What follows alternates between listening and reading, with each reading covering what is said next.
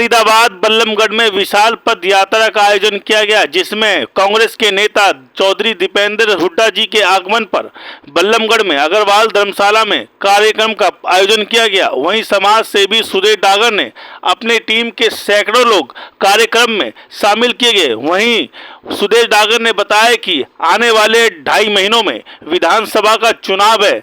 वहीं बीजेपी की सरकार ने इन 10 सालों में आखिर किया तो किया क्या, वहीं सुदेश डागर क्या कहते हैं इस प्रकार सुनेंगे।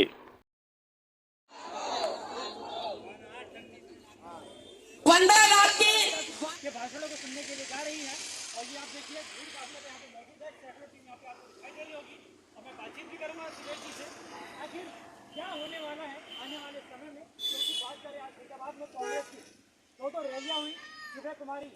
बदलाव तो हमेशा एक चक्र है और बदलते रहना चाहिए। आने वाले 2.5 महीने में विधानसभा इलेक्शंस है और इन्हीं इलेक्शंस को मद्देनजर रखते हुए दीपेंद्र भाई ने एक फैसला लिया कि हम हर विधानसभा में जाके एक पैदल यात्रा करेंगे और लोगों से ये आग्रह करेंगे कि उस पद यात्रा में सब शामिल हों। साथ ही बीजेपी की जो सरकार है पिछले 10 साल से हरियाणा में, हम सभी लोग उनसे हिसाब मांग रहे हैं आखिर आप लोगों ने इन 10 सालों में क्या काम किया। तो इसलिए आज ये बल्लभगढ़ में पदयात्रा है।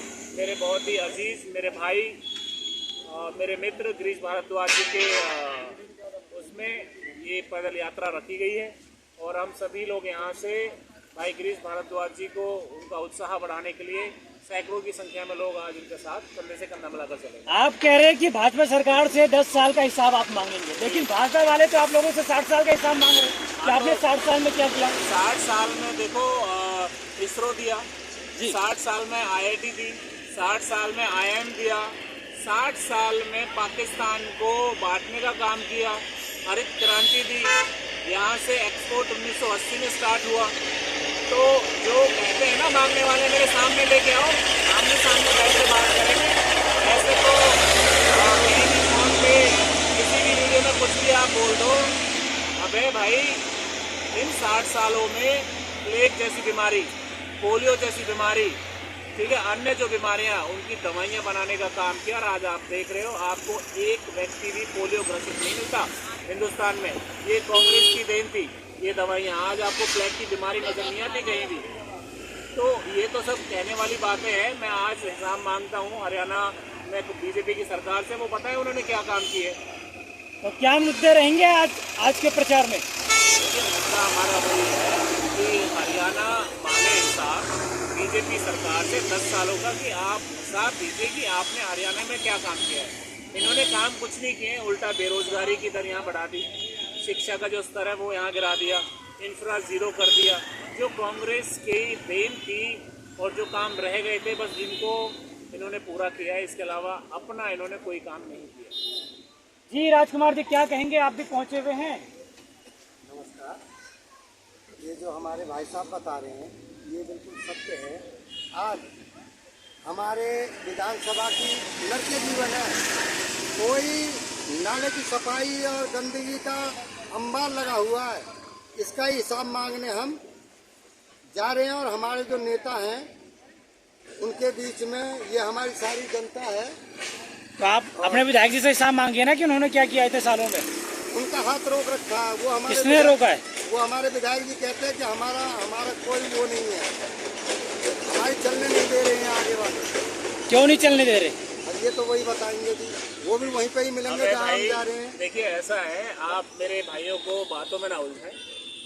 ये विधायक नहीं है, आप में ये सक्षम और ये ताकत होनी चाहिए कि आप डायरेक्टली विधायक से ये सवाल जाके पूछे, ना कि हमारे कार्यकर्ता। आपके विधायक जी तो कहते हैं कि मैं आवाज उठाता हूँ। देखिए वो आवाज, लेकिन काम क्यों नहीं होता उनकी आवाज उठाने पे? वो जो आवाज उठाते हैं वो अपनी जगह आवाज उठाते हैं जी, ठीक है, वो अपनी आवाज उठा रहे हैं, हम यहाँ अपनी आवाज उठा रहे हैं। हमारी जो आवाज है अब वो वहाँ जाके मैच कर पाएगी नहीं कर पाएगी वो एक अलग बात है। वो अपने तरीके से आवाज उठाते हैं, हम लोग अपने तरीके से आवाज उठाते हैं। लेकिन जो सवाल होना चाहिए वो सवाल आप इनसे पूछो कि आने वाले टाइम में आप क्या करोगे। अगर आपको मौका दिया जाए तो आप इस व्यवस्था को कैसे बदलने का काम करोगे।